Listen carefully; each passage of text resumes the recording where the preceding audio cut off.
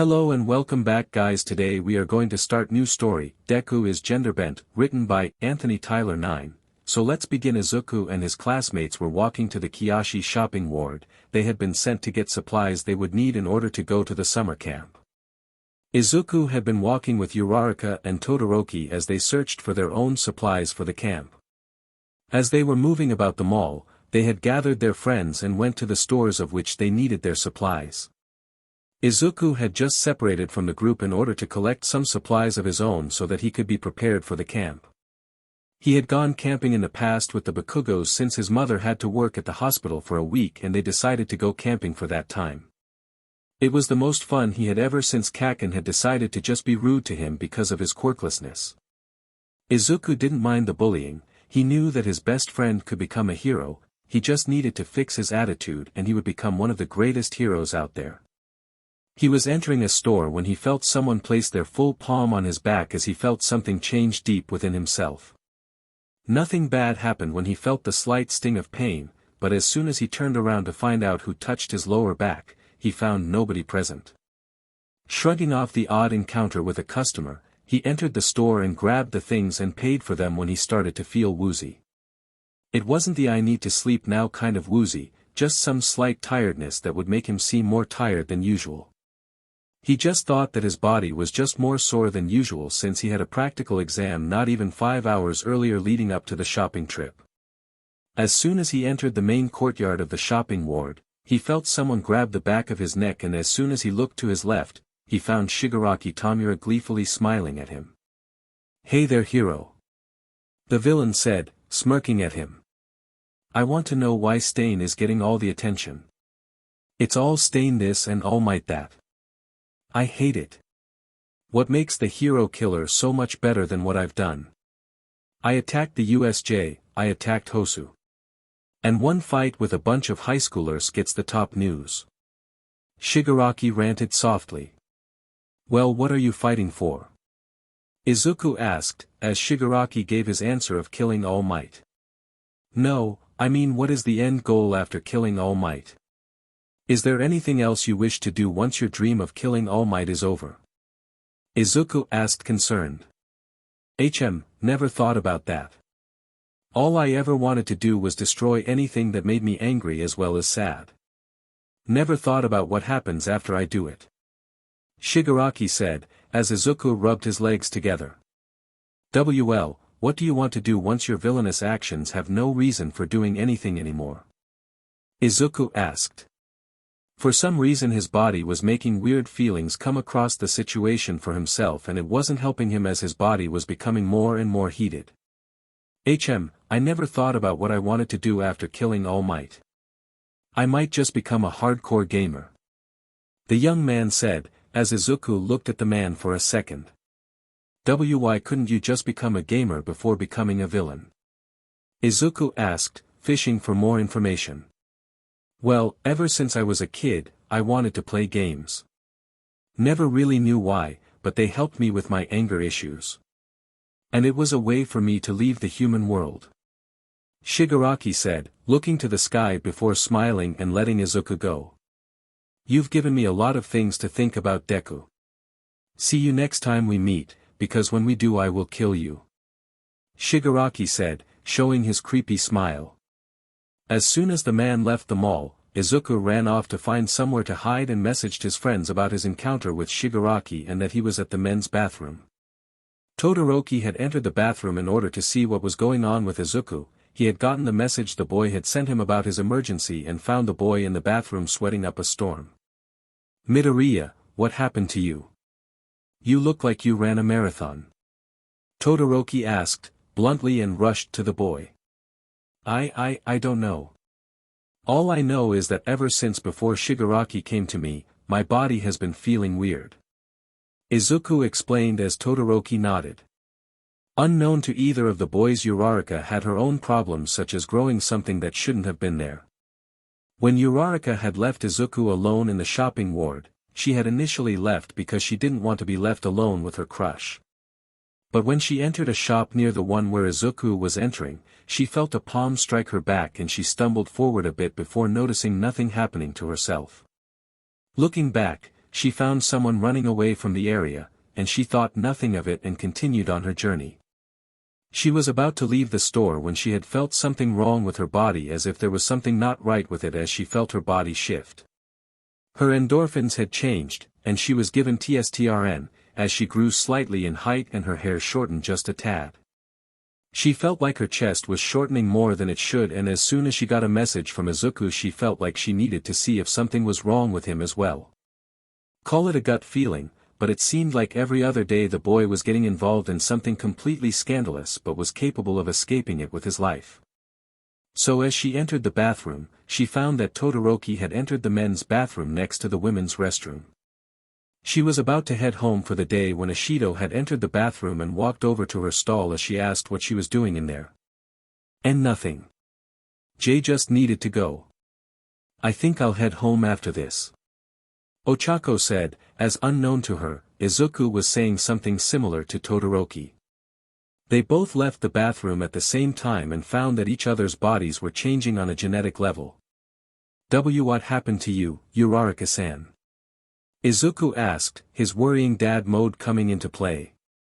I could say the same thing about you, Deku-kun. Ochako said, as she had blushed at how much more adorable he looked. He was shorter now, but he was still just as powerful as he was originally, but the added bonus for her mind was how feminine he was looking. As soon as she banished the thought from her head, she ran off to go home, as Izuku shouted that he hopes she gets better.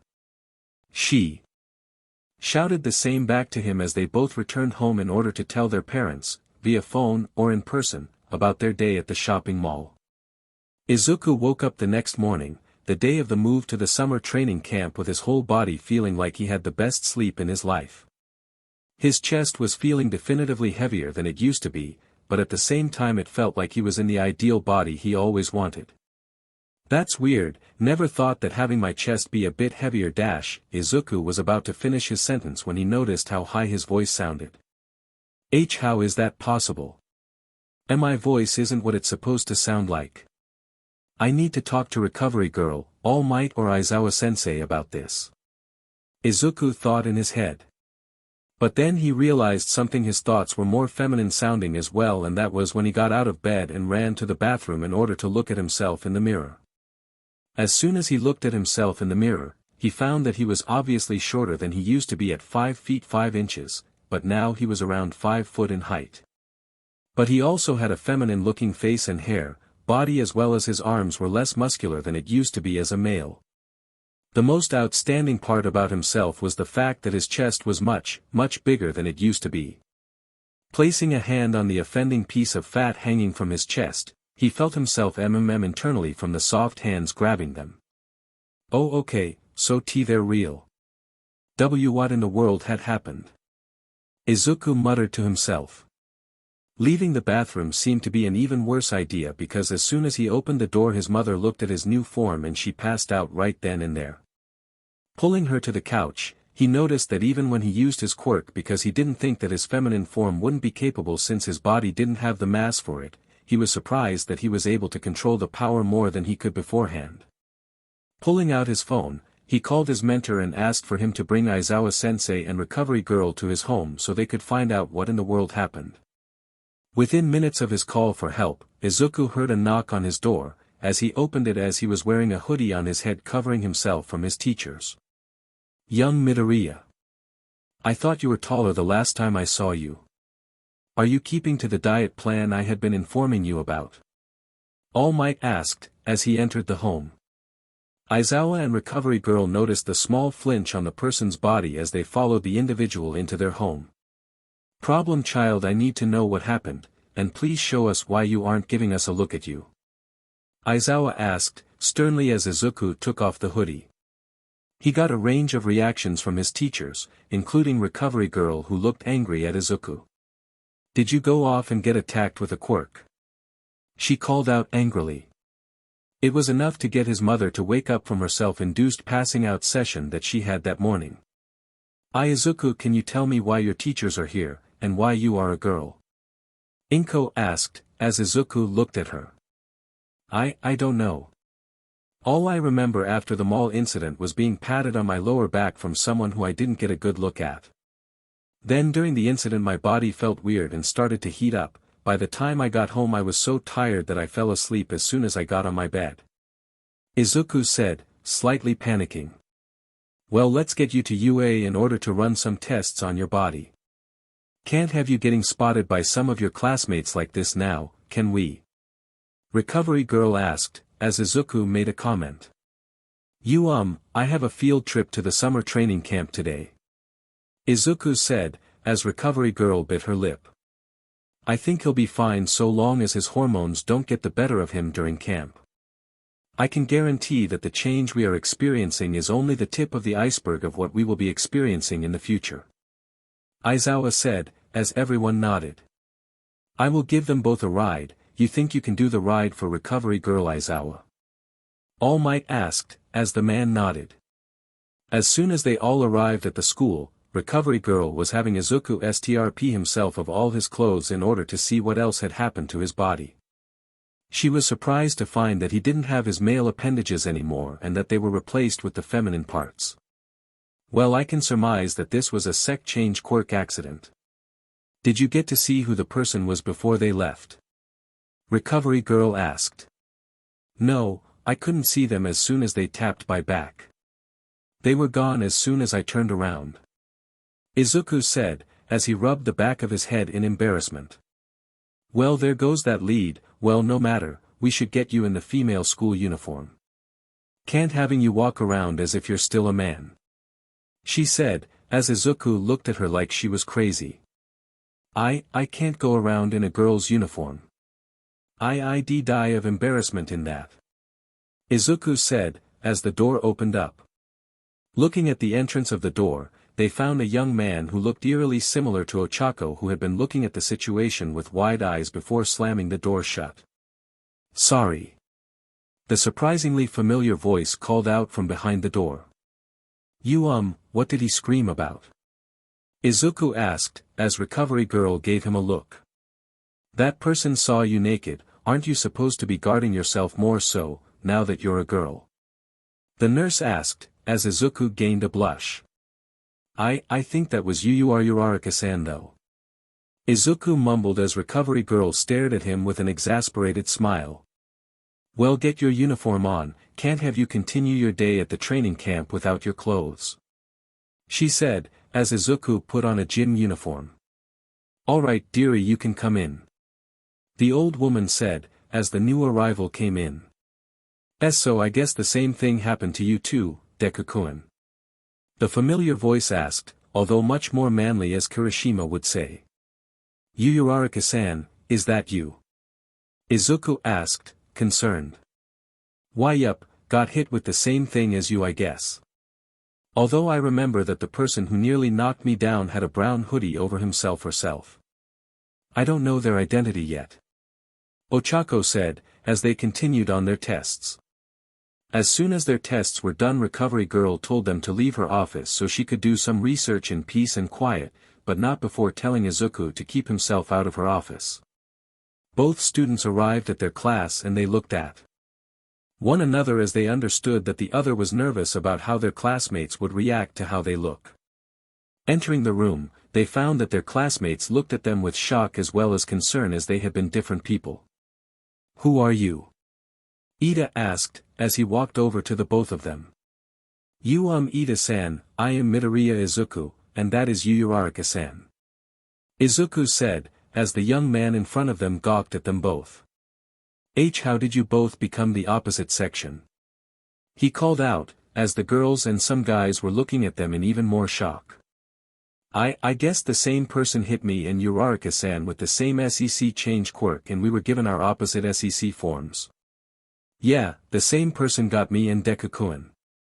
And we are going to try and get over our problems now about our SEC change. Don't worry, it won't stop us from training.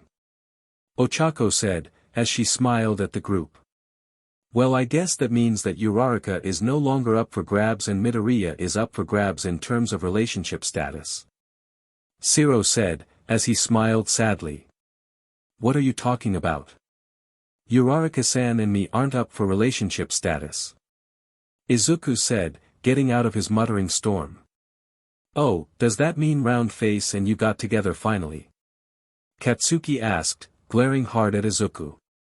The young man looked over at Uraraka as she looked back at him, and as soon as they made up their mind they nodded. Yes. Ship Izuchi has flown. Mina called out, happily. It was here that Aizawa had told them all to get on the bus and get prepared to head out on their trip to where their summer training camp was going to begin. Once on the bus, Izuku and Ochako sat next to one another since they really needed to sell that they were together now. And Ochako began to speak to Izuku about their situation now that they are officially together. Oh okay, Deku-kun. We need to act like we're already lovey-dovey. How do you think we should do that? She asked, as she looked him in his eyes. I don't know, but I guess we should just spend time together before the training starts and after it ends. Izuku asked, before feeling suddenly tired from the trip that he yawned. Leaning her head over Ochako's shoulder, she started to have their eyes flutter shut as they were falling asleep. Deku-kun. Ochako pleaded as Izuku had nearly fallen asleep not before telling Ochako to do something else. Call me Izuku. He said, before passing out. The bus ride all the way to the summer training camp was underway, and Izuku had taken the time to sleep on Ochako's shoulder the entire time, although the rest of the class started to tease Ochako about it. Unknown to the duo in love but were oblivious to it, a young man with blonde hair and an attitude to match his quirk was glaring hatefully at Ochako. For a long time, Bakugo Katsuki had liked the nerd even for all his faults, he just never got the chance to apologize for his actions against the boy. He just couldn't stomach up the pain and pride to just straight up apologize for his actions, and just continue to be rude to him. The bus stopped as their teacher got off the bus and told them to follow him outside and meet who they were going to be taught by. Izuku woke up by Ochako rubbing his head softly as he slowly woke up from his dream. Looking at the girl-turned-man, he blushed as he sat upright as Ochako spoke to him. We've arrived at the spot. I wonder who we're going to be taught by, since we are in a forest. Ochako asked, as both of them got off the bus.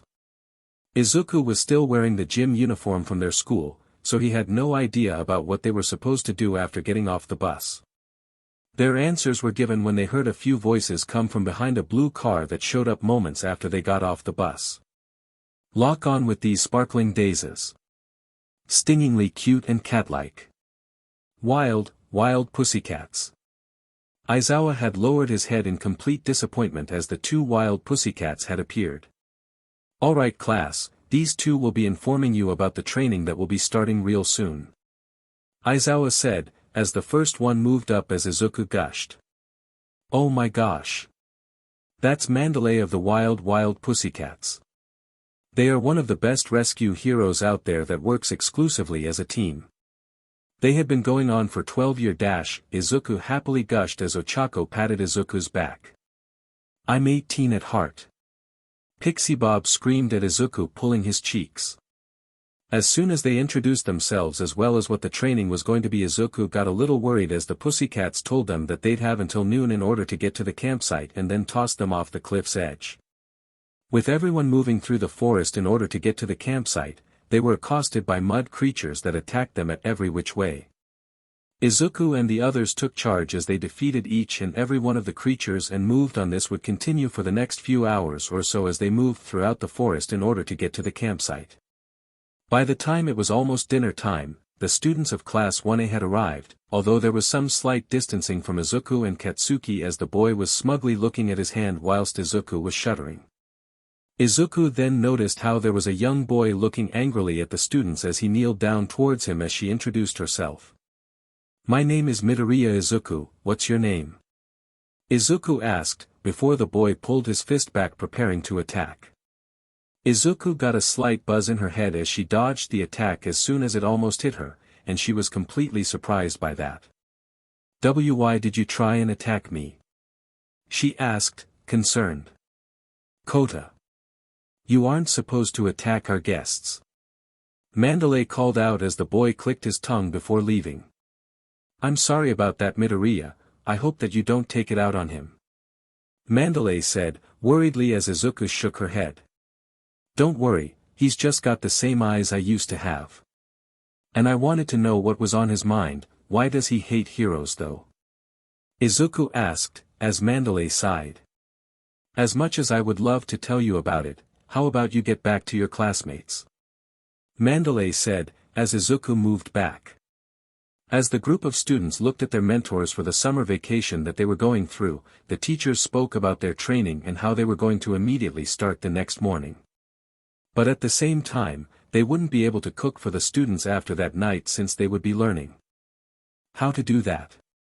Those who knew how to cook were the main ones who would be the cooks, whilst the other students were set to gathering ingredients for the cooks to use. Alright class, we will begin our training in the morning. Be prepared for it. Aizawa said, with his trademark smile on his face. As soon as they all entered the building and set up their rooms, Aizawa had placed Izuku with the other girls and Uraraka with the girls since they all knew Ochako. As Izuku was setting up her bed, she had noticed how she had been referring to herself in the female pronouns ever since the last few hours. She was probably too tired to even completely take offense to it though, as she made sure that she went to sleep not too long after. The rest of the girls followed suit as Ochako had decided to sleep next to Izuku as the two still needed to sell their relationship with one another. It was 3 in the morning when Ochako had woken up to get a drink of water. She had been feeling like something was wrong that morning since she was the first to wake up. And as soon as she returned to the bedroom where the girls were located, she found the reason why she was feeling was wrong. She found Izuku moving about her sleep as she was struggling to keep her voice quiet as she and shivered. Ochako decided to sit down next to the sleeping Izuku as he started to pet the girl's hair as he continued to try and calm the sleeping girl. Why am I referring to myself in a male's pronouns? Ochako thought to themselves. Gasp. Ochako looked over to find Izuku holding her admittedly large chest as she took deep breaths in order to collect themselves. Hey, are you okay? Ochako asked, as Izuku finally noticed her presence in front of her. Sorry if I woke you up. Izuku said, looking at the ground. Hey, don't worry, I woke up before you did. I came back only to see that you had a nightmare from what it looked like. Ochako said, as Izuku pulled her legs up to her chest. Unknowingly showing off her panties as Ochako kept the sight to himself as he mentally made a comment about the choice. All Might panties. I just still can't wrap my head around the fact that everyone is so kind to me. Izuku said, as she curled in deeper into her little ball. Why would you think that, Deku-kun? Ochako asked, as Izuku looked at him. I never really liked the nickname of Deku. Whenever someone calls me by that name it made me feel like I'm useless. Even though I made it my hero name, I think I should change it. I would rather not be called useless hero. Izuku said, as Ochako thought about it. It does make it seem like Deku-kun, no Midoriya won't be a good hero. Especially since Deku means useless puppet. Don't worry Midori, I will make sure that you're feeling much better about yourself. Ochako thought to himself with a promise. Ochako went to lay back down on the bed as he pulled Izuku into his broad chest as Izuku's face became a blushing mess. Hey, don't worry about those nightmares anymore. I will make sure that my presence with you will chase them off. You are one of the greatest heroes that I've ever met. Ochako said, as Izuku pushed her face into his chest. It was about 2 hours later when Aizawa and the Pussycats had woken up the girls and boys of both Class 1A and 1B as they met their teachers and mentors in the yard. Izuku was looking like she had more energy to spare since she had gotten to calm herself down more from earlier that morning. Alright class, most of you are going to do some exercises that will increase the power of your quirk and use that to increase your newfound control of it. Now Bakugo, you got 2 meters on the first day of class when you did the ball throw. Now try it again. Aizawa said, as Bakugo moved forward and grabbed the ball and used an explosion-powered throw on it. It went significantly further than it had the last time he threw it, but it wasn't by much as soon as the robot had given the meter range. 4 meters. The robotic voice called out, as Bakugo was now furious. Only a few meters. I thought that quirks got stronger the more we used them. Bakugo screeched out. They do, but you have only done small amounts of training before we were attacked by villains in the USJ and being found at the Kiyashi shopping ward. Aizawa said, as the group nodded. So what are our training regimens? Momo asked, curious. Well, those of you with strength-enhancing quirks will be training with Tiger in order to increase your strength, and for one of you, increasing your control from what you can handle. Can you show us how much you can use Midoriya? Aizawa asked, as Izuku moved forward. Channeling her power of one for all into her body and spreading it throughout the body, Izuku noticed how much easier it was to use the power. Especially since her body structure was changed and her crooked hands were replaced with soft ones instead. It was as if her entire skeletal structure was changed to better suit her quirk's usage as well as power. Aizawa-sensei, I can perfectly use 20% maximum without even being hurt. Izuku said, as Aizawa looked at Izuku confusedly. How much could you use without hurting yourself beforehand? Aizawa asked. About 5% before the body change. Izuku said, pale. Well then, we will have to try and get that up to 30% by the time this training camp is over. Aizawa said, as Izuku gained a white expression as if she had lost all the color in the world. This is plus ultra. Aizawa said, smiling evilly at his students. The hours started to stack up on the students as they trained their quirks to the utmost limit, as Izuku was seen screaming as she attacked Tiger with as much power as she could handle. From what Tiger had told her, the amount of power used at max will increase the amount she would be capable of using further on as a student. And by the time they were done training for the summer, he wanted her to be capable of using at least 40% of her quirk without hurting herself while pushing it to 45% if needed. The training of the other students looked as though it was working as Momo ate a bunch of food in order to create her items as well as spammed them until she was exhausted in terms of quirk usage. Pretty much all the students were pushing themselves to the far limits of their quirk use before the time hit around 4 o'clock in the afternoon. Once that happened, their training for the day ended as they started to make dinner, and the class were surprised that Bakugo and Izuku knew how to cook. Izuku admittedly knew how to make every single dish that her mother had made for her ever since she started eating her new diet, whilst Bakugo knew how to make extremely spicy foods. That night though, Izuku demanded that they made katsudon since she was craving it for some reason. Izuku was blinking at how she was being assertive in the situation before feeling something trickle down her leg before running off. Ochako followed after Izuku with some of the other girls as they soon found Izuku in the bathroom looking at her legs and having a mental breakdown. Oh Ochako-chan. What is going on with my body? Am I dying? Izuku called out, looking at the girl-turned-man with a very scared look on her face. Don't worry Midori. That's just your first PRD. I didn't think that being changed into a girl would make you suffer what we do. Mina said, as Izuku finally noticed the other girls in the room. Whilst that was happening, Bakugo was looking in shock as he noticed that Izuku was going through something that most women do, and he couldn't help but think about what she would be like underneath him. But he shook his head as the thought was outrageous for him to think about, and he knew that he needed to fix his relationship with Izuku before he could even start dating him. Blush adorning his face, he continued to make his spicy curry as he wanted to make one for Izuku specifically. Maybe that would allow him to show round face his place and have Deku finally look at him again. As the girls and Ochako returned back to the picnic table, Katsuki gave Izuku some spicy curry as Izuku started to dig into it. Thanks Kaken. But I wanted katsudon. Izuku said, pouting as Katsuki looked at her angrily. Cowing her newfound confidence, Izuku went back to eating the spicy curry as Katsuki growled out an answer for her. We'll have katsudon tomorrow. Before he left the girls as they looked like Izuku just tamed the worst kind of animal in the universe. Ochako though was looking at the boy with scrutiny as he looked back at the girl-turned-boy with a sick smile. As the girls Izuku and Ochako started eating their dinner, they had made comments about Bakugo's behavior and how Izuku should stay away from him. Why should I stay away from Kaken? He's not that bad, I promise. Izuku said, as the girls and Ochako looked at Izuku with a deadpan expression. What? Izuku asked, as someone spoke up. When I heard that you were on your PRD, Bakugo looked in your direction with a slight blush on his face as well as a smile. It was as creepy as Mineta's smiles though.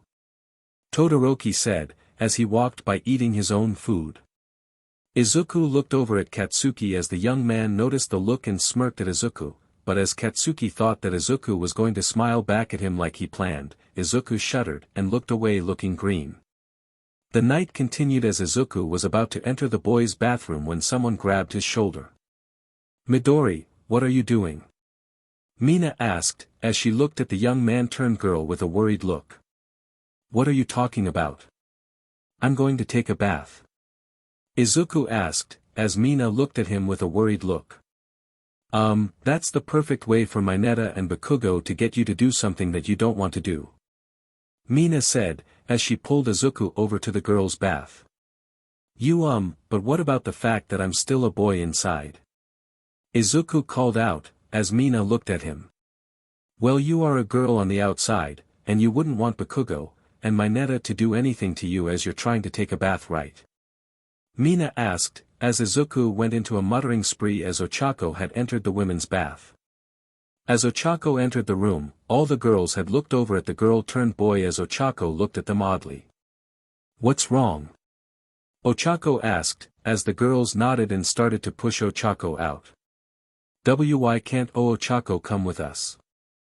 Izuku asked, as the girls pointed at Ochako's tent. I am fine with it. Izuku said, nervously and blushing. As the girls sighed in exasperation, they allowed Ochako to stay with them as they thought that it would change soon. When Ochako and Izuku sat next to one another, Izuku noticed how the girls were staying far away from Ochako since the young girl-turned-man was only looking at Izuku. Any reason the girls are hiding their modesty from you? I mean, you've already seen them naked as a girl. Izuku said, as Ochako chuckled. They have a hard time reacting to a girl turned into a guy looking at them, it's a privacy thing. Why aren't you worried about your chastity? Ochako asked, as Izuku looked at him. What do you mean by that? Chastity. Izuku asked Ochako. Ochako then went on an entire tirade about how Izuku should be guarding his new body at all times, especially from Ochako since she will be suffering from the male equivalent of PRDS except all the time. If you're talking about the irktons that men get, I've never gotten one before. Izuku said, as Ochako looked a little saddened. Not even when you saw me in my hero costume? Ochako asked suddenly as Izuku blushed. I meant before UA. Izuku said, looking away. How big is your chest by the way, Izuku? Ochako asked, as Izuku placed her hand on her chest to see. I don't know. From what I know, it's big enough to make the shirts I have to be lifted somewhat and seem like you could see them from below the shirt if you look hard enough. Izuku said, as she was about to show Ochako her chest. Can you measure them? Izuku asked, as he found a small measuring tape nearby. Ochako gulped as he started to place the tape around Izuku's body and chest as they sat at the sinks and washed cups. As soon as Ochako pushed the tape around the front of Izuku's chest, the young man-turned-girl was watching on in awe as Ochako did this expertly. Ochako's face though was blushing horribly as he felt something rise within his towel that he wore over his lower body. As soon as the measurements were done, Ochako pulled the tape away as he said the bust number. You are at least 104 centimeters for your bust. Ochako said, as Izuku tried to remember how big that was.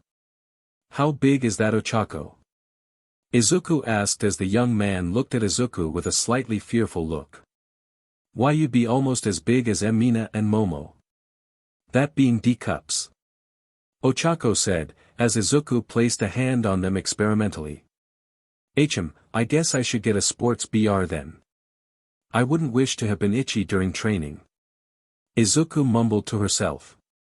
As the girls in the room watched as the duo mumbled to one another, Mina gained an idea that she thought would be perfect. Hey girls, I think we need to make sure Midori gets some pills. Mina smirked to the other girls. Villain attack. Keikaken's being targeted. As soon as the students were about to leave the hot springs, they found that Kota, the small boy who had tried to hit Midoriya in the chest from his little height, had fallen off the ledge on the boy's side. When they heard the commotion on the other side of the hot springs on the boy's end, Izuku decided that then and there, she would get to the bottom of why the boy hated heroes and villains. When she left the bathrooms, she found that Kirishima was bringing the boy out of the boys' bathroom area. "Hey, I can bring Kota over to Mandalay for you," Izuku said, as the boy smiled at her. "Alright, just don't go too hard on yourself. You're adjusting to your new body right now, can't have you getting in trouble now," the boy said, as Izuku chuckled at his demeanor. As soon as she left the bathroom area of the cottage, she found herself in the living room of the Pussycats' home as she was in a conversation with Mandalay about the death of the water hose duo who just so happened to be Kota's parents. "I can't believe that he had to endure the pain of losing his parents like that. I know that I wouldn't have lasted as long as he did if I lost my parents the way he did," Izuku said, as Mandalay looked at Izuku with concern. "What do you mean by that, Midoriya?" Mandalay asked, as Izuku clammed her mouth shut. Nothing. I am going to bed," Izuku said, running off. "Wait, Midoriya," Mandalay called out, as she sat on her couch remembering the face Izuku made. What happened to make her that scared? Mandalay thought to herself. As Izuku ran back to the girl's bedroom, she laid herself down on her cot as she trembled slightly on it. She had no idea why she said that to Mandalay of all people. She was really close to telling Mandalay about her past as a quirkless individual who had it far worse than the young Kota. Although, she didn't lose her parents when she was little, it still hurt her that her parents still weren't as happy with her decision to become a hero despite their best efforts to curb this ideal. As Izuku was asleep in her cot, she never felt how Ochako had been sleeping behind her the whole time as he unconsciously placed an arm around her body. But unknown to either one of them, someone was awake to see this moment and take a picture of their sleeping forms before heading to sleep themselves. It was around 3 in the morning when Izuku was having a nightmare, and it was when she used to be both male and around 13 years of age back in Aldera Middle School. Izuku was walking through the halls of the place as she had been taking in every single memory that she could remember. She was like a ghost in this memory as she watched her male counterpart of the memory enter the classroom in a hurry. She watched on as everyone bullied him mentally, as well as when the hero career forms were stated, how Katsuki launched himself at her male form's desk, scaring him half to death. As her male counterpart had fallen to the ground, she watched as the fear in his eyes at Kaken as the young man started to bully him even harsher than the others as his mental manipulation continued further.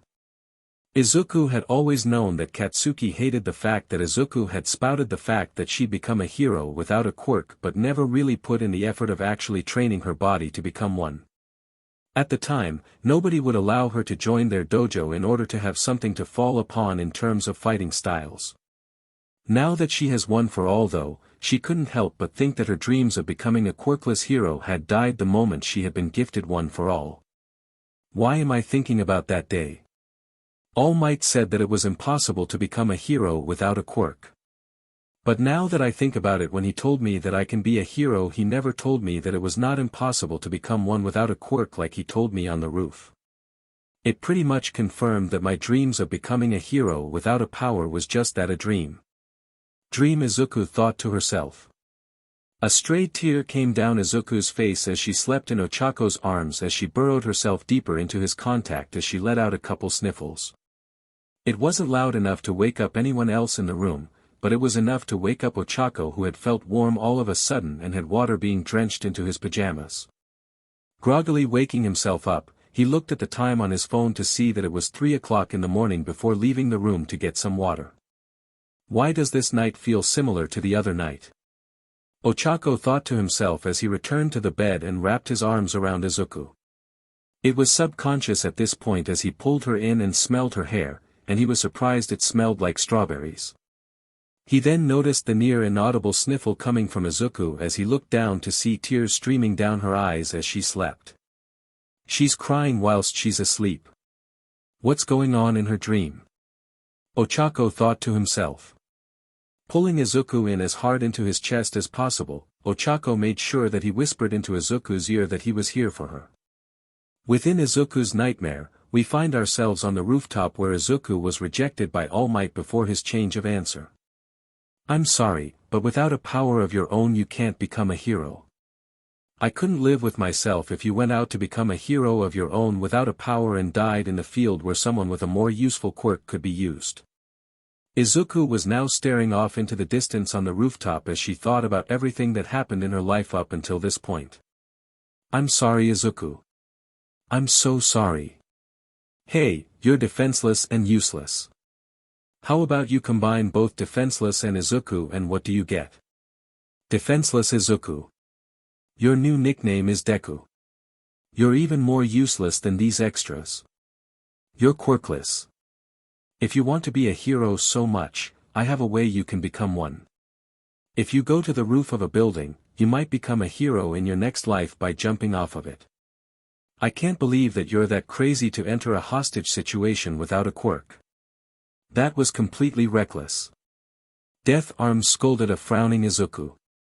As much as I admire your bravery, kid, you can't just go out and become a hero without a quirk. It's too dangerous for you. Kamui Woods stated softly. I can't believe that. You did that without a quirk. But we had the situation covered, young man. You can't just go out into danger and just expect that things will go out the way you think. Empty Lady said, angrily. Young man, you were more of a hero than every one of us heroes on the scene. I came here to inform you of an apology for me to give to you, as well as a suggestion. You too can become a hero. I deem you worthy of my power. All Might states sadly. All I ever wanted was to become a hero like you, All Might. Just why can't I become what I wish without a superpower? Izuku thought to herself as she let her tears flow. Izuku. Are you alright? Ochako asked as Izuku slowly woke up staring at the ceiling. Looking over at the young man, Izuku pulled herself into Ochako's hug as she cried on the young man's shoulder. Unfortunately for the duo, everyone else woke up at the sound of Izuku crying in Ochako's arms as they looked at the scene with their hearts breaking. Ochako-chan, what happened? Tsuyu asked, looking guarded. I don't know.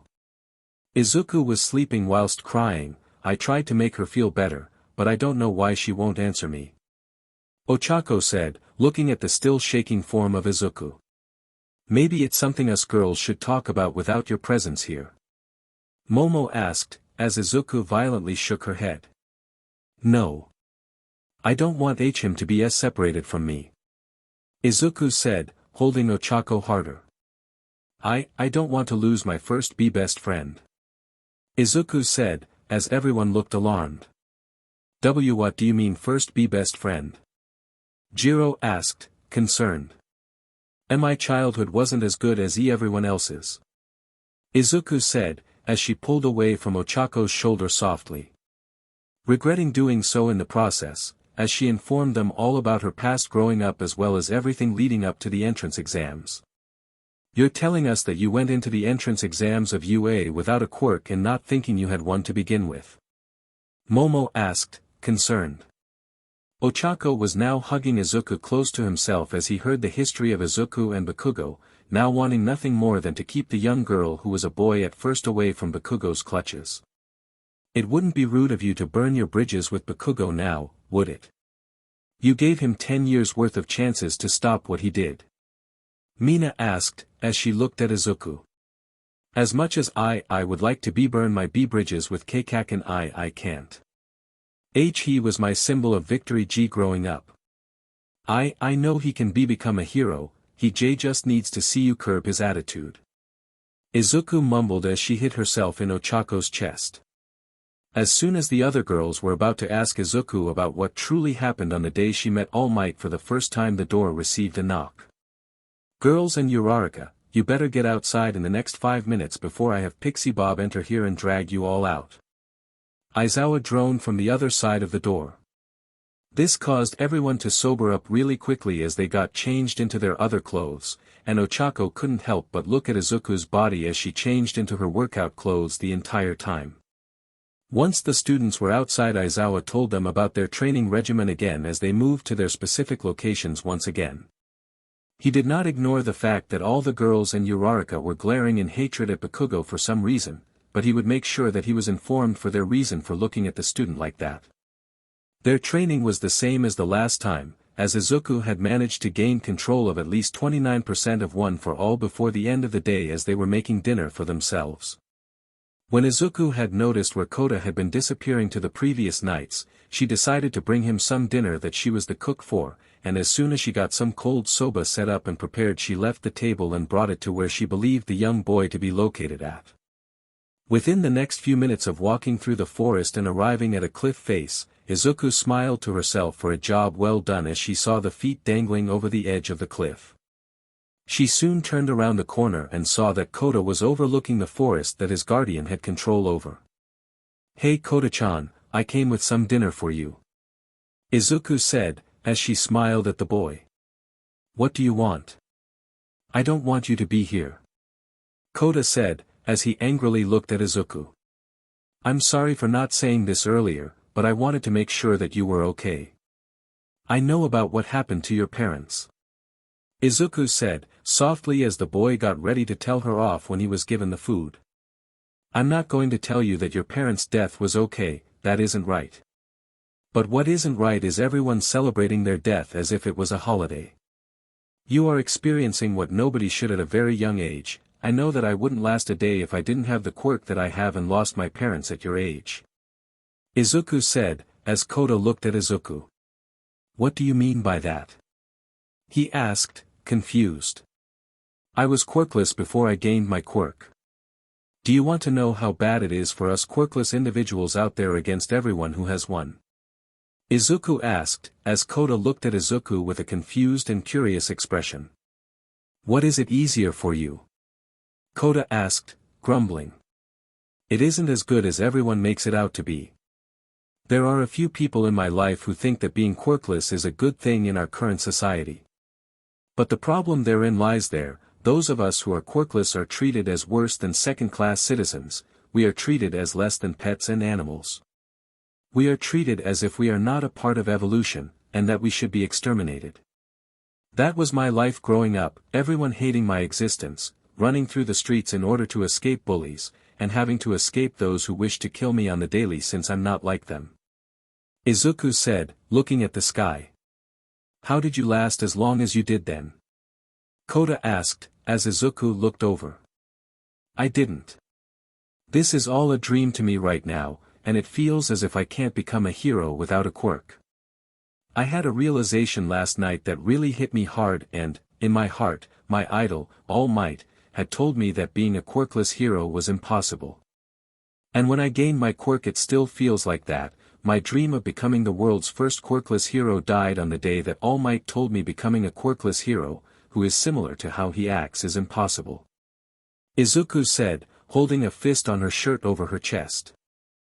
"I spent my night of learning that I could become a hero with All Might's training thinking about what my quirk was supposed to be. Only to get it on the day of the entrance exams," Izuku said, as Kota looked alarmed. "You didn't have a quirk for 14 years of your life," he called out concerned. "Nope, but that just means that no matter what happens, you should just make sure that you can become whatever you wish to become. Be that a hero, a villain, a vigilante, a baker, a martial artist, or others. My dream of becoming a hero is coming true right now, and I couldn't be any happier, but if a quirkless child asks me in the future if they could become a hero like me without a quirk, I would tell them that I believe in them, and just to stay safe," Izuku said before standing up. Izuku left Kota sitting on the ledge thinking about everything that Izuku spoke about heroes and villains, and gained a determined expression before he took a bite of the food. "SHT. That's good," he said, before we moved back to our protagonist. She arrived back at the campsite as she saw her classmates preparing for something big happening that night. "What's going on?" Izuku asked, as Mina spoke up. "We're doing a test of courage. And the one leading the charge will be you all by yourself," Mina said, happily. "Oh okay, where do I begin?" Izuku asked, before being shown the way to the front of the line. Make sure to not get scared too easily. Ochako said, giggling. I'll try. Izuku said, before entering the forest. She only made it about 50 meters through the forest before noticing a stench of burning wood and became alarmed as she ran through the forest. As soon as she got to a certain area, she found blue flames burning the forest nearby as she immediately went to the last location of where she found Kota. She had run into Mandalay of the Pussycats, who was fighting two villains who were attacking them. Mandalay. I'm going after Kota. I know where he is. Izuku said, as Mandalay went to stop her before it was too late. Izuku had taken off as soon as she informed the Pussycat leader, as the woman grumbled about Aizawa being right about problem children. Izuku had arrived at the edge of the cliff face as she heard movement above as she ran as fast as she could at 29% power. She was exhilarated with the amount of power she could control at the moment as she found Kota looking fearfully at the man in front of him. Can you tell me where I can find my target? The man asked, as Kota looked at him fearfully. Kota. Izuku called out, as the boy looked over at her. Get behind me. Who are you, kid? No matter, I'm supposed to go after a boy who has an explosion quirk and bring him in. But who cares about him, I just want a good kill. The man said, as he took off his cloak. He then revealed himself as the S-class villain Muscular, the murderer of the water hose duo. He's the one who killed my parents. Kota trembled as tears were brimming to the surface. Oh, you're the water hose duo's brat. Like parents like son. I can't wait to bring you to their living now. The man said before he started to increase his muscle fibers around his body. Izuku took the chance of him being distracted and kicked the man with 29% power in the face, sending the villain flying backwards as he landed in the mountain behind himself. Izuku knew that she wouldn't be capable of winning the fight as she managed to grab Kota and run off. But as soon as she jumped off the cliff into the forest, she heard the rage-filled screams of her opponent, who jumped after her in a fury. I need to inform Aizawa-sensei about this villain's presence. Not only that, but the fact that Kaken's being targeted. Izuku said, as she ran. Over in the other side of the forest, Momo and the other students were dealing with villains of their own as they needed to keep their distance from them. It seemed as if this attack was planned, and Momo was going to do everything in her power just to make sure that they could stop their plans. She had placed a tracker on the Nomu with the chainsaws as it changed targets halfway into the attack and left her, Kendo and Tetsu against a young man who could create toxic gas. Kendo and Tetsu took some gas masks in order to charge into the gas and take out the person inside. As they were taking down that villain, Katsuki and Shoto were all on their own as they were taking on a villain who could send his teeth out and regrow them almost instantly whenever they were destroyed. Everyone around the forest were fighting for their lives as they were keeping the fighting to a minimum as they were doing their very best to stay alive during this kind of event. Within the last few minutes within the start of the attack, everyone gained a new order from their teacher as well as Mandalay. Class 1A and B, Aizawa Shota, no eraser head of Class 1A authorizes the usage of your quirks in self-defense.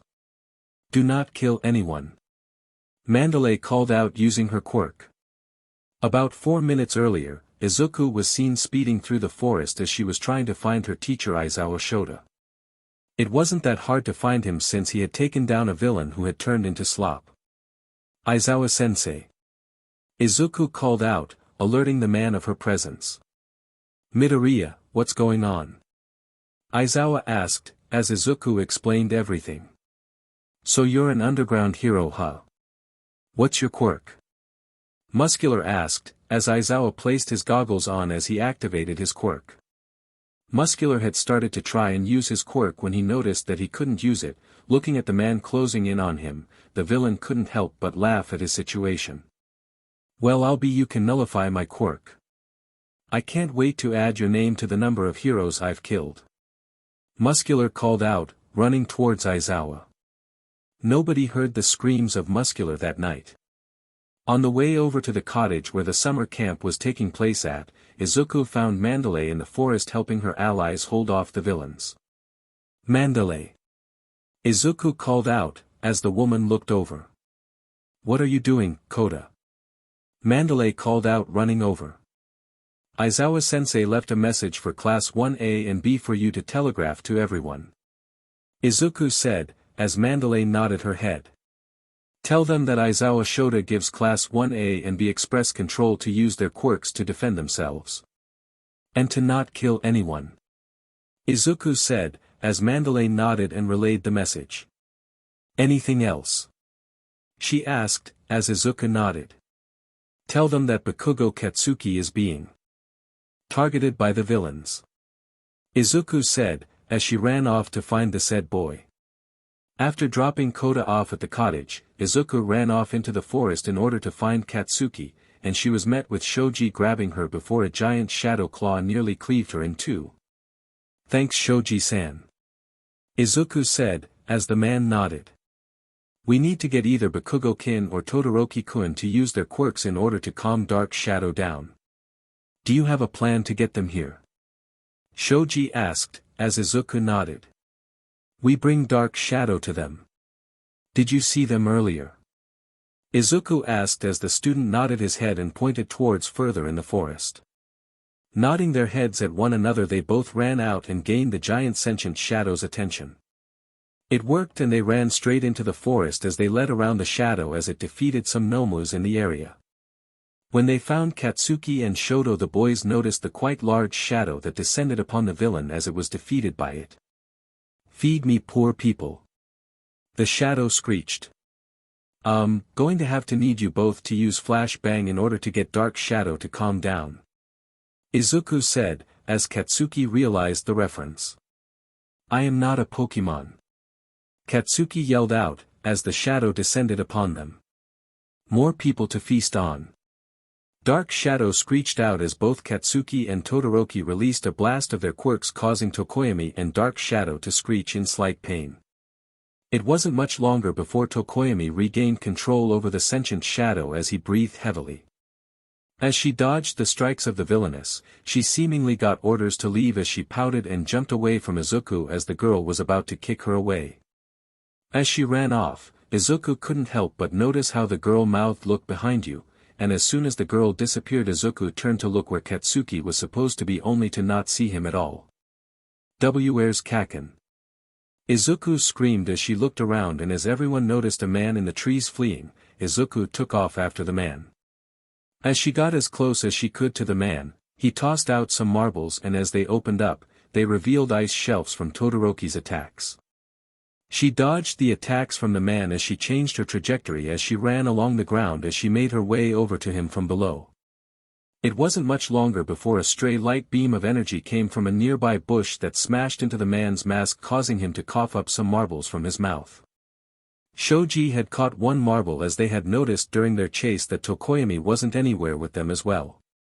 And as soon as Izuku reached out to grab the other marble, a scarred hand reached out to grab it, and as he tried to release some flames in order to cause Izuku to run, she took the brunt of the flames and grabbed the marble. The man smirked as Izuku jumped back as the scarred male smirked at her. Release the power on that marble compress. The man said, as the other man nodded. As soon as the marble in Izuku's hand broke apart, Izuku noticed that it was a spare knife, and as she looked over at the villains, she found the marble holding Katsuki underneath the tongue of compress. He tossed it over to the scarred villain as the quirk deactivated as Izuku ran over to save her old friend turned bully. Kaken. Izuku screamed as she jumped towards him as the villains and Bakugo were leaving through a portal. Don't come, Deku. The boy said, as he disappeared from the forest. Sitting on the ground, Izuku stared at the spot where her ex-friend was standing in shock as well as sadness. I couldn't save him. Izuku said, as she went catatonic. As the other students arrived in the area, they heard from the other students nearby that Katsuki Bakugo was kidnapped by the villains. As the other students attempted to get Izuku to return from her catatonic state, they were suddenly alarmed by how she suddenly screamed out all her frustrations. Jio-ah-ah-ah-ah. The sudden shockwave from her scream caused everyone to notice how her quirk activated as she suddenly appeared at the rock face as if she was there the whole time as she began to punch the rocks as hard as she could. The sounds of rocks breaking as well as horrible crunching sounds coming from Izuku's hands were all that could be heard when Aizawa appeared and cancelled Izuku's quirk. What just happened? Why did Midoriya scream like that? Aizawa asked, concerned for his student. Bakugo got kidnapped by villains, sir. After he disappeared from view, Izuku just broke. Momo said, as she watched as Izuku punched the rocks without a quirk. They were still surprised by how many punches Izuku was still throwing as she caused some of the much smaller and weaker rocks to crack under the number of punches she was using. Midoriya, stand down. Aizawa said, before he suddenly heard something wrong with Midoriya. Hee hee. Ha ha ha ha ha ha. Izuku laughed hysterically. Did she finally lose her sanity from Bakugo being kidnapped? Mina asked, confused. Midoriya, what is wrong? Aizawa asked, as he approached the girl with a look full of concern as well as slight fear. Oh, of all the students, haha. Oh, out of all the students the villains took, ha ha ha ha. They took the one who never wishes to be a villain. Izuku started to laugh maniacally. What are you talking about? Aizawa asked, as Izuku looked at him, and the tears coming from Izuku's face was evident that she didn't feel like she wanted to laugh. The villains would have had an even better time turning me to their cause. Izuku said, before all the information about her hands as well as everything that happened in the day caught up with her mind as she passed out collapsing onto the ground. As soon as Aizawa had caught Izuku's body from hitting the ground harder than it would have if she sat down, he looked over to the other students and asked the one question that was on his mind. Alright girls, you will tell me why Midoriya thinks that she would be a better villain than Bakugo. Aizawa said, as everyone moved away from the area. The fact that villains had attacked a UA facility once again, had the news in a riot, the people had placed their trust in the heroes, and they had failed their students once again. The media were tearing into the heroes even harsher than they did the first time this happened at the USJ, and they were demanding answers. The Pussycat's home in the woods was supposed to be secret information, and the simple fact that the League of Villains had found it was more telling. About someone telling them about it from the inside. It was later in that afternoon that Nizu would make an announcement where he would talk about what happened that day as well as what happened or will happen to those villains who attacked them. In the hospital class 1 they were talking to one another about who would go out to save Bakugo, and Kirishima was one of the few who planned on going to save the boy. We find the boy heading to Izuku's room in order to try and recruit her to help them save the boy, the one who used to be Izuku's bully, from the villains that took him away. As the door to Izuku's room opened, the girl looked at Kirishima as she looked away from him as she immediately knew what he was going to ask. Mido bro, we need your help in saving Bakugo from the villains. Without your on-the-spot thinking, we can't save him fast enough. Kirishima said, as he pleaded his case. Kirishima, I could get in even more trouble than I currently am if I went with you. I know that you're friends with him, I support it myself, but I don't think I can help you after all he did to me in the past. I can't look at him anymore without thinking about what he's done. Izuku said, as Kirishima looked at Izuku. So you won't even try to help save him from the villains? I thought you stood by his side more so than anyone else. Kirishima asked, seemingly offended. What, you think I should stand by his side now of all times? I have stayed by his side for 10 whole years and look where it's gotten me, Kirishima. I am mentally unstable, I don't have any kind of self-preservation, all because of the mental anguish he gave me for over 10 years. I had given him the benefit of the doubt for 10 years. Kirishima, I know that you want my help to save him, I don't even know that if I see him again if I could even keep myself from punching him in the face again. But the simple fact that he needs my help right now most of all, he wouldn't want me to be nearby. Izuku said, as she slumped to the bed. What do you mean he wouldn't want you nearby? Kirishima asked, as Izuku looked pointedly at him. Why do you think he keeps you around? Izuku asked, as the young man thought about it. Well, I guess he could think of me as a friend. But does that have to do with anything? Kirishima asked. I had been friends with him since I was 4 years old.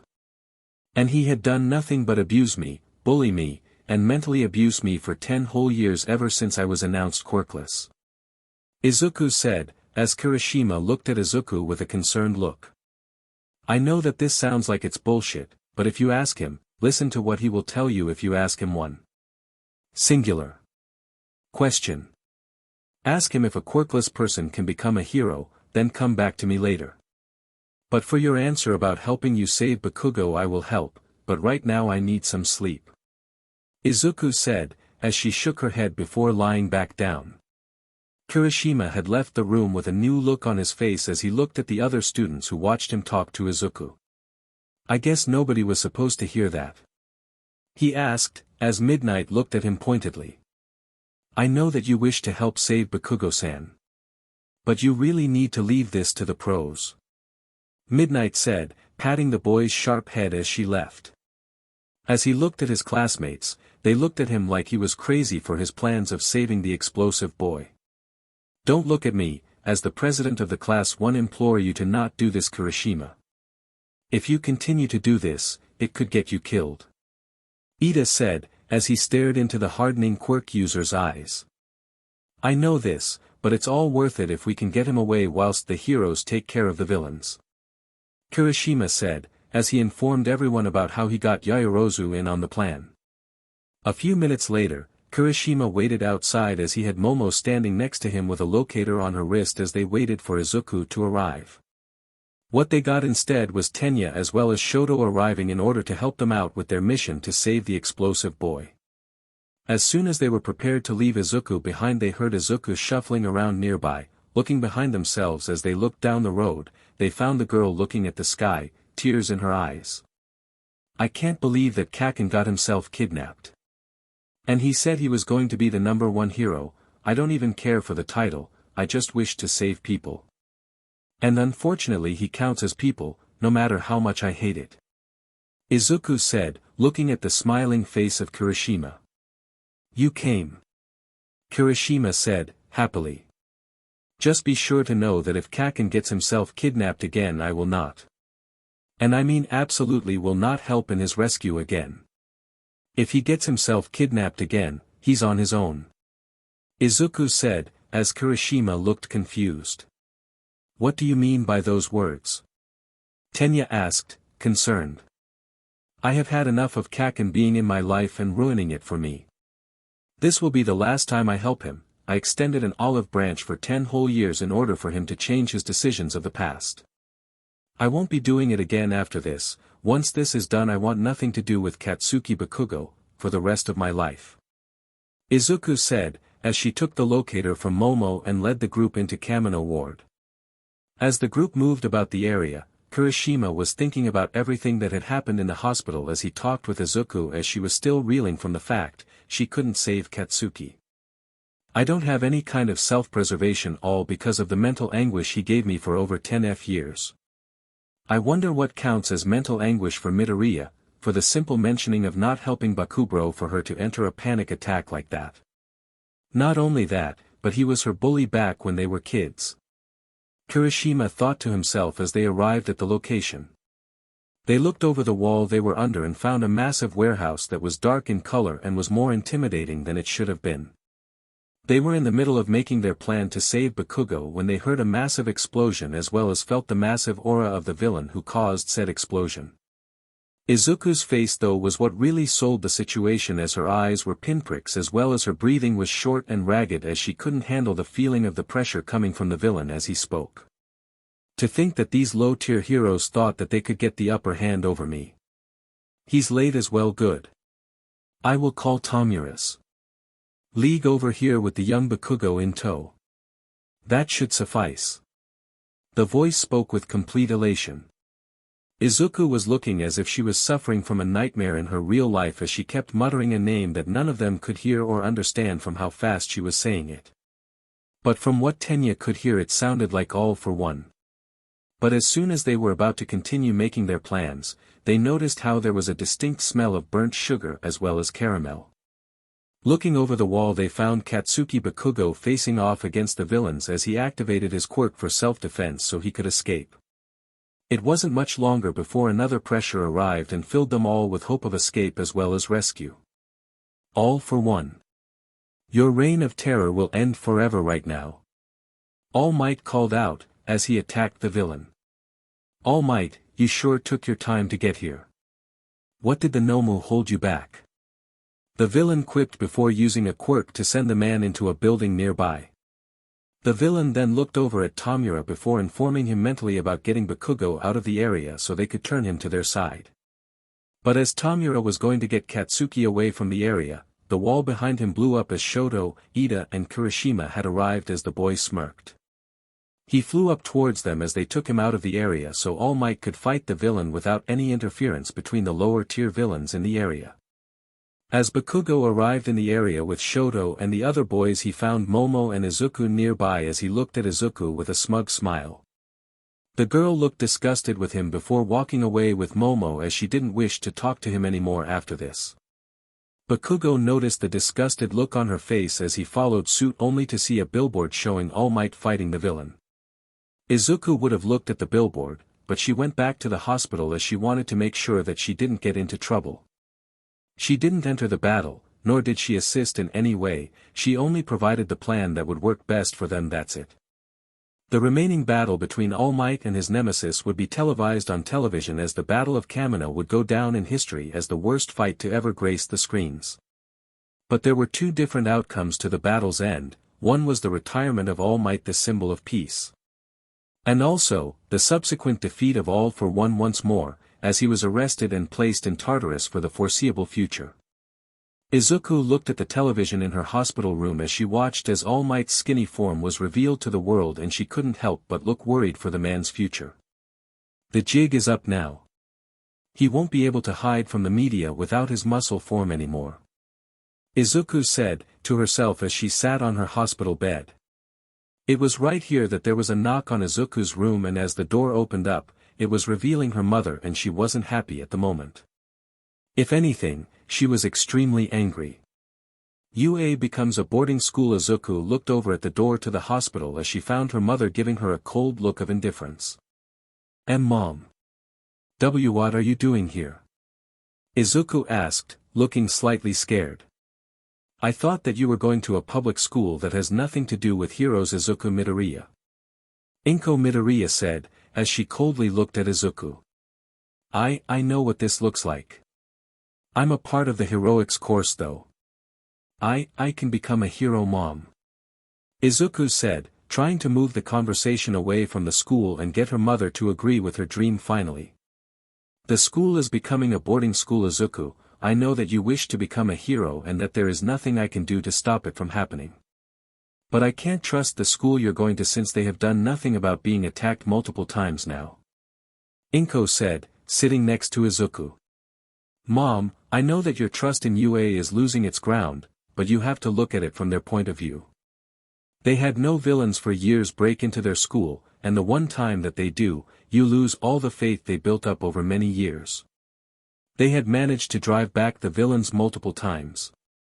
Izuku exclaimed. This isn't up for discussion, Izuku. I am pulling you out of the school and you are giving up your dreams of being a hero. This life isn't what I want for you, especially since you're now a girl. I can't have you going out there only to have unspeakable things happen to you. Inko said, as Izuku looked away from her mother. No, I will not give up my dreams of becoming a hero.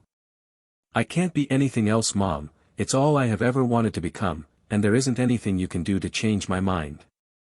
Izuku said, as Inko stared at her son-turned-daughter. I knew that this would be impossible to talk to you about, so if you wish to continue down this path into your own death, then I won't be here in order to see you fail.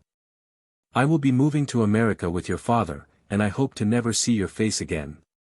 I hope you get what you were hoping to get, Izuku. Because as of this moment I and your father disown you from our family. Inko said, as she left the room. Izuku stared at the open doorway as she let what her mother sink in for her as she thought about her mother's words. She disowned me. It had been a few hours since Izuku talked to her mother, she kept that conversation out of her mind for the moment. Her mother gave her some money in order to keep herself going in their apartment, but Izuku knew that she would be moved on to UA's campus in order to live there for 3 years. She gathered all of her belongings as she thought about what her mother just did not even 8 hours ago in the hospital. As she's probably just joking around and using that to get me to join her. That's right, she loves me. So does Dad. Izuku thought to herself as she gathered her belongings. As she gathered her things, she never heard the pounding on the front door of her apartment as it became more and more loud. When she finished gathering her belongings, she heard a crash from the living room and found her teachers looking around the apartment for someone. Aizawa-sensei. All Might-sensei. What are you doing here? Izuku asked, concerned and unaware of how they saw her broken look. Young Midoriya. Your mother wasn't answering the door, so we thought that something was wrong. Where is your mother? We need to inform her about the dorms being built on campus. All Might. Informed as Izuku shook her head. Oh, you won't find her in Japan anymore. She moved over to where my dad lives in America.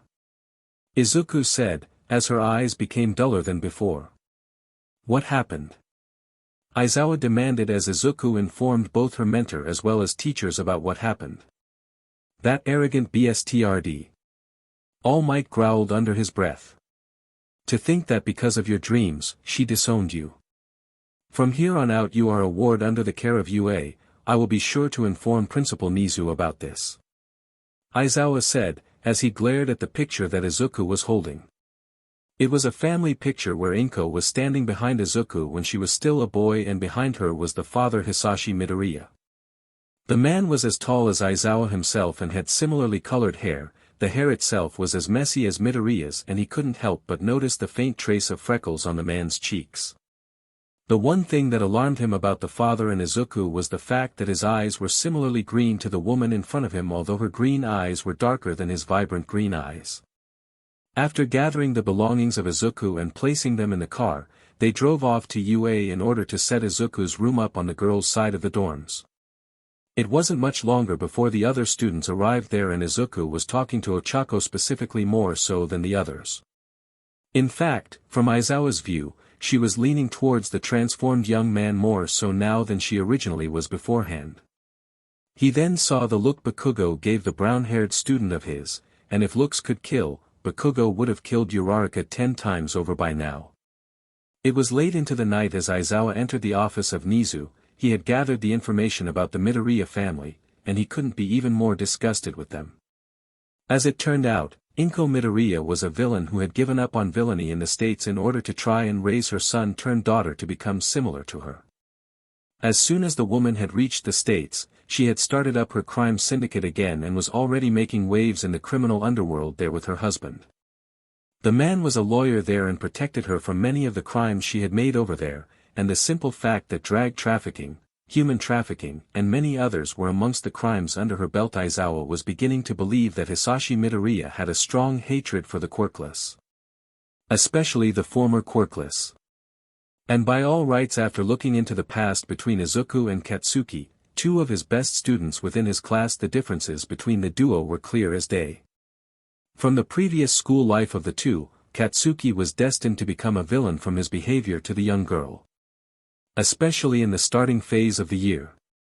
He had seen the camera recordings from Alderate Junior High as he watched his most incredibly meek student bullied by others, beaten, and mentally physically abused by Bakugo in person or around Izuku's range. It was disgusting to hear about how the young man had told one of his students to kill themselves in their last year of junior high only to have karma hit them almost an hour later for saying such a thing. Only for the bullied victim to come and save them from karma that was launched against the bully themselves. It was a tragic story for Izuku, growing up quirkless in a world revolving around quirks, and abused mentally by his peers as well as apparently parents for the entirety of their lives until now. Aizawa-kun, what have you gathered on one Bakugo, Katsuki and Midoriya? Sorry Izuku.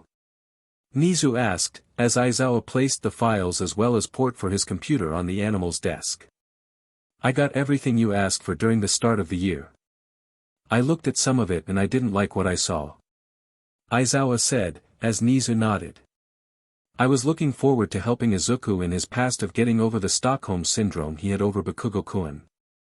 But it seemed like she found her way to get out of it and release its hold over her mind, especially since she spends most of her time with Uraraka Ochako.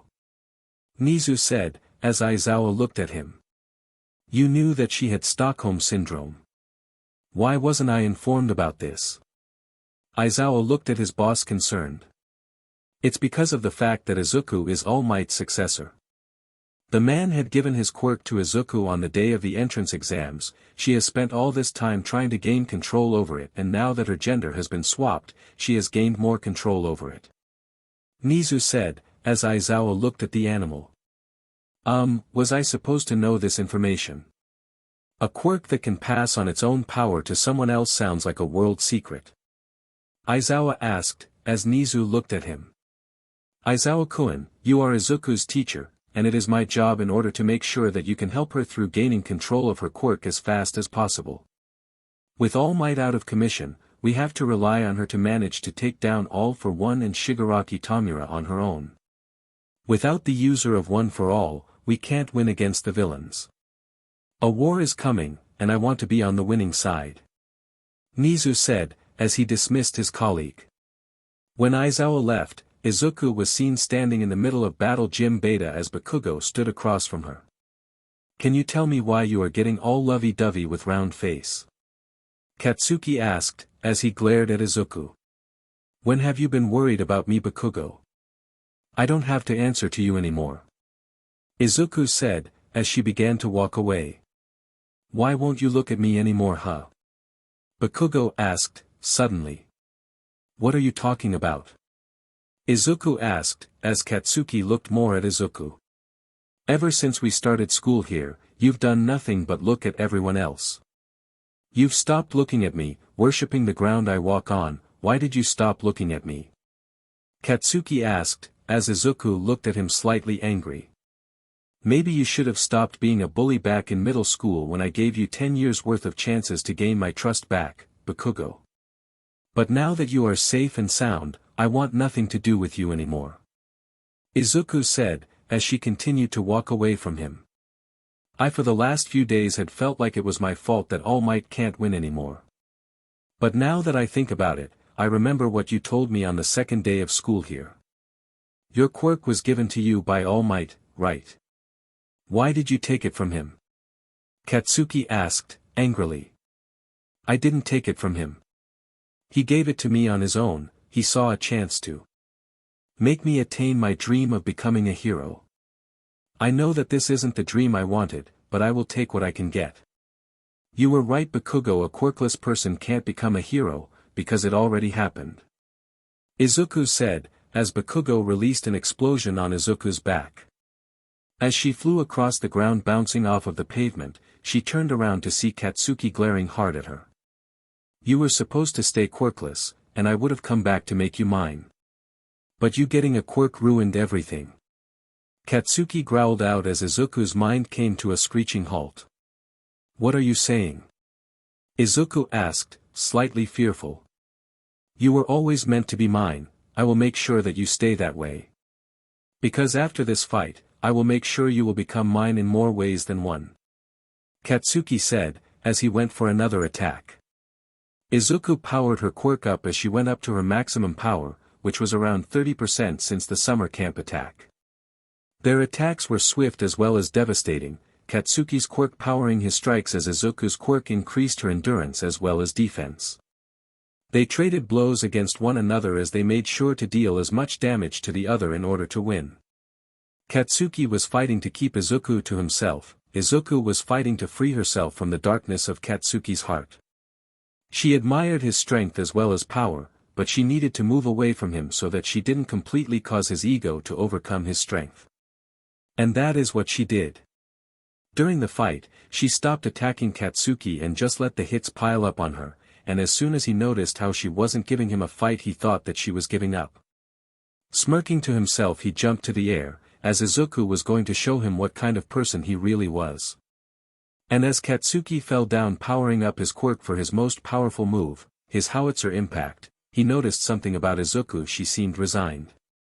Something wasn't right, and he would get to the bottom of it after he got his wish of making her his. Taking off her shirt, she still had a BR on that covered her generous chest as she revealed the scars on her skin that were from both his attacks from earlier that fight but from years ago. Katsuki stared at the scars on her body as his entire being froze in place. He looked at each and every scar on her upper body as he looked more haunted than anything he had ever seen before. You see, Kaken. You did this to me. You placed it into my head that I couldn't be a hero, and you told me to commit. You are extremely lucky that I didn't follow your advice that day. Because my best day was the worst day by far. Your words almost got me to commit something that would have taken me away from someone who really cares about me. If you really cared about me, would you have scarred me for life?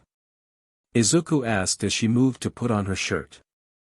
As soon as her torn-up shirt was back on, someone else showed up, and it was Ochako who had arrived at the end of the battle due to the explosion that happened. He wasn't alone though, as All Might and Aizawa were staring at the student with wide eyes. They didn't know that their student was scarred by their other student. Bakugo, you're under house arrest for the rest of the week. Uraraka, take Izuku to Recovery Girl. Aizawa said, as he grabbed Bakugo with his capture scarf and pulled the nearly catatonic boy away to talk to Nizu. As Izuku was brought to Recovery Girl's office, the old woman had started to treat Izuku for her wounds as well as burns. Ochako had been sitting next to Izuku the entire time helping out the heroine with Izuku's injuries. Ochako had also seen the burns on Izuku's body as he gained a serious expression. I will make sure that this doesn't happen again. I can only hope that Bakugo is dealt with properly. Ochako thought to himself before holding Izuku's unconscious hand. The other students within the dorms had heard of the explosion as they were told by All Might that the situation was handled and that they shouldn't worry and that those involved were okay. They all went to bed that night unaware of Izuku and Ochako's presence being missing from the dorms. Prelude to the provisional exams. It had been a few hours since Izuku was admitted to Recovery Girl's office after her fight with Katsuki Bakugo, and since he attacked her first, he was taken out of the hero track and placed into Gen Ed and replaced with Hitoshi Shinso from the sports festival. It hadn't been much longer than a day when Izuku woke up again as she noticed that Ochako was sleeping next to her on the bed. And Izuku, being the compassionate boy-turned-girl, had pulled the boy's face into her chest as she rubbed his head. She curled herself up into the boy's chest after releasing his head and turned her back to him in order to curl herself up even more. And it wasn't long before Ochako had curled around her much shorter frame as he pulled her close to himself as he unconsciously breathed in some air. After getting herself more comfortable, Izuku had fallen back asleep in order to get enough rest for the next day of school. It was exactly 5 hours later that Izuku did wake up, and she didn't know what was prodding at her but she let it go since she didn't know what it was. Getting up from the bed, she looked over at Recovery Girl, hard at work in making sure that she was okay. Morning, Recovery Girl. Izuku said, stretching her body, not realizing that Ochako was now awake and watching her intensely. Morning to you, dear, and you as well, Uraraka-diri. Recovery Girl said, as she ran a few tests on Izuku. Alright, you are completely healed from your wounds from last night. Make sure that this doesn't happen again, alright? The old woman asked, as she raised her cane in a threatening manner. Don't worry, Recovery Girl, we won't. Well, I will try and make sure it doesn't happen again. Izuku said, blushing. Get out of here now, you both have a class to get to in about 1 hour. The old woman said, shooing them off. It was now time for class as Izuku and Ochako were sitting next to one another as they waited for their teacher to enter the classroom. Their teacher finally entered the room as he had a deadpanned expression like he always did, although there was something wrong with it this time. It was as if he was mentally preparing for a slaughter of his classroom from some kind of villain. Alright class, you will be having your provisional licensing exams soon. Just be aware about the fact that after you get these licenses, you will be entering your work studies under certain heroes that you will be given. And in order to prepare you for these work studies, you will be facing one of the top 3 students within the school. Aizawa said, as he called in the 3 students who were conveniently outside. As soon as they entered the room, the class noticed how they all looked extremely different from one another as they entered. One was a girl who had periwinkle-colored hair and eyes and a very voluptuous body that had Mineta already drooling at them.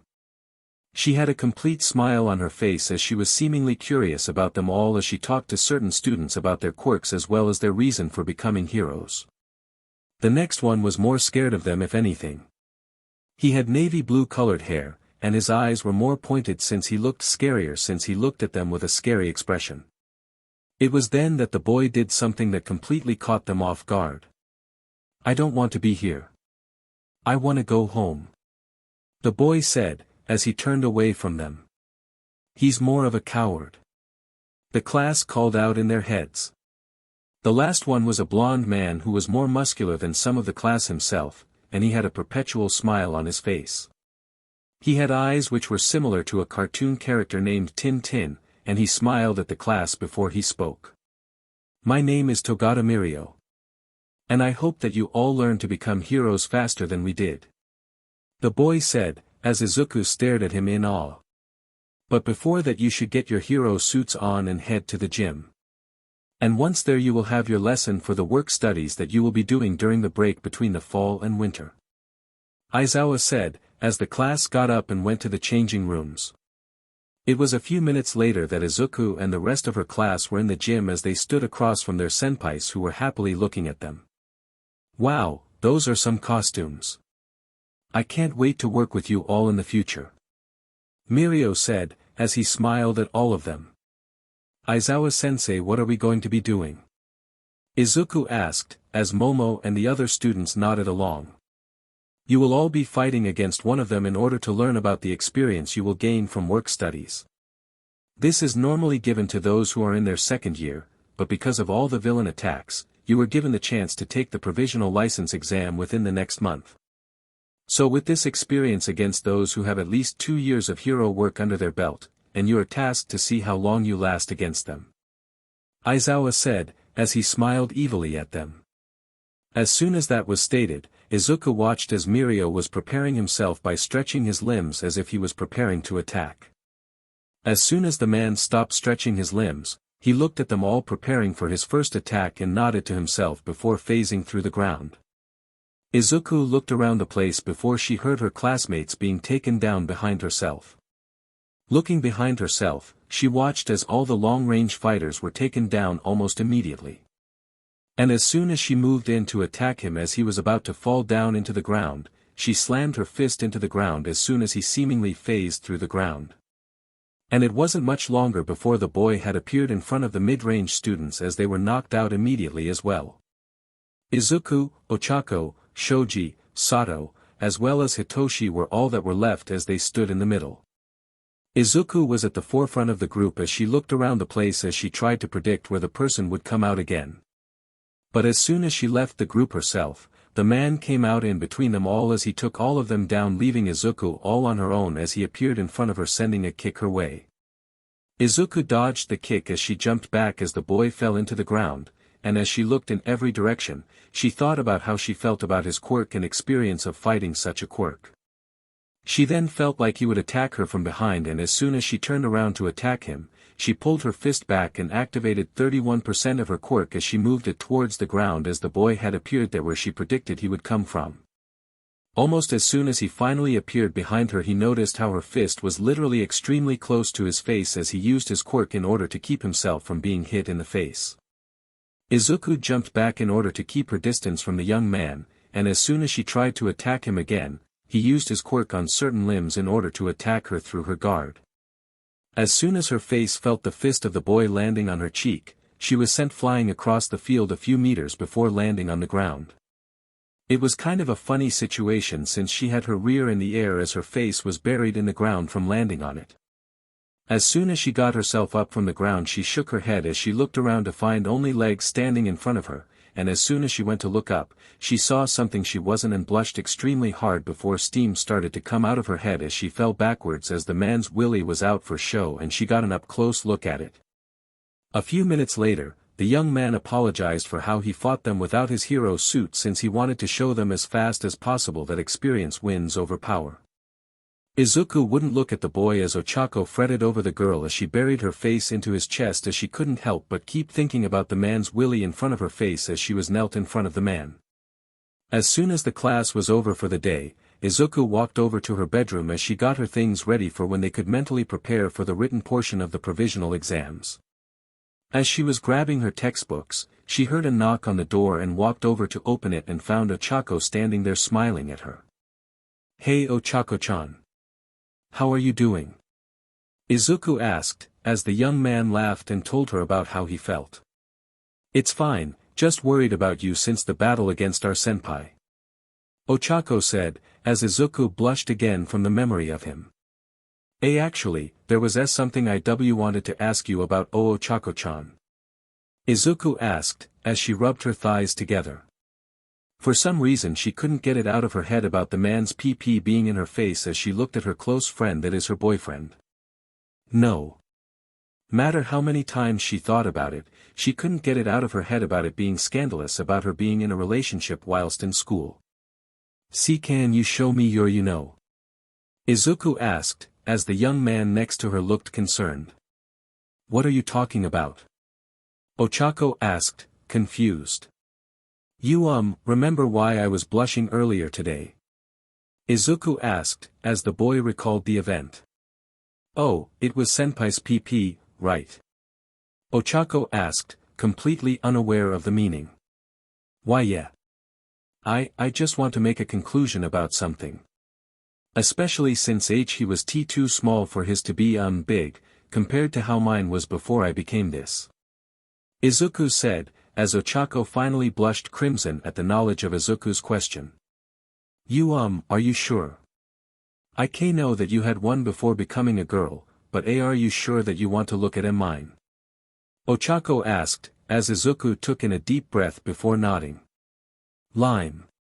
Ochako stood up from Izuku's bed as he pulled down his jeans as well as took them off for Izuku to get a closer look. From what Izuku could already see, he was pitching a tent that looked really painful. She increased her speed as she felt herself bring her face closer to his phallus. She did faintly notice how she felt her core being heated up as she moved one of her hands to go deal with the heat.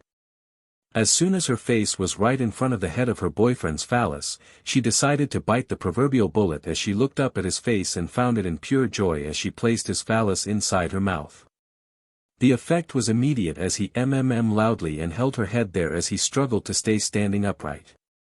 Izuku felt herself freeze up in Ochako's slightly strong grip over her head, and for some reason she felt that she was fine with her position. Swirling her tongue around his phallus she started to ck him off as she added a suction as if she was taking in a deep breath causing him to even louder. She had felt him slowly move one of his hands to reach towards her chest but she looked at him as he looked into her eyes for permission before she nodded. She released his phallus as she pulled off her shirt and as she revealed her melons to him, as he looked at them in shock. "They're as big as Mina's," Ochako said, as Izuku switched herself to sitting on her bed as Ochako stood in front of her this time as she covered his phallus with her melons. With how soft her skin was, the boy nearly released on her from the sensation of being trapped and Izuku being in control of the situation. She looked up at him before moving her melons in an downward motion as she placed her mouth over his phallus head as she added some more suction to it. Within the next few seconds, he started to grab her head as he pulled her down a little as she felt his phallus twitching to be allowed his release. Izuku then decided to release her melons from his phallus and push her head further down his phallus as she added the most suction. It was strangely sweet, like mochi for her, but it was a bitter kind of mochi. Opening her mouth, she felt she really needed to show Ochako this, as she started to chew the remnants before swallowing it. Ochako watched as his release was chewed and swallowed and followed the small lump down as he seen the lump move from her mouth, down her throat and disappear around her chest. "Lime over." Izuku sat there as she breathed softly as she regained herself before noticing that Ochako was slowly decreasing in size. "Hey, are we going to do this more?" I think I have morning wood sometimes," Ochako asked, as Izuku looked at him. "And maybe on a safe day," Izuku said, as she made no move to put her shirt back on. She decided to head to bed without her shirt and Ochako decided to climb into the bed with her as they laid next to one another. Izuku turned her back to him as she nuzzled herself into his chest, as she unknowingly rubbed her rear on his flaccid phallus, causing it to be even more sensitive as he felt it increase slightly in size. Maybe you don't rub your rear against me?" Ochako asked, only to hear a slight snore from Izuku. "Dang it, why are you so cute when you sleep?"